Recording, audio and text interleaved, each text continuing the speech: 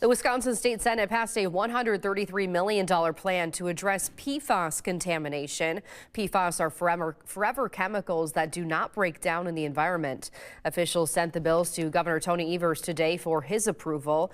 The trust fund to deal with contamination stands at $133 million. The Assembly passed two bills in February that would spend $132 million of that on remediation and a little over $1 million to administer the spending. Governor Evers said after the vote today that he would sign them into law. Now, municipalities across the state are struggling with PFAS contamination in groundwater.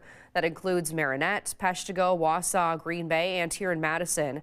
In a study published today in the Journal of the Endocrine Society, researchers tracked more than 200 children from birth, measuring chemical levels over time and testing bone density when they're 12 years old.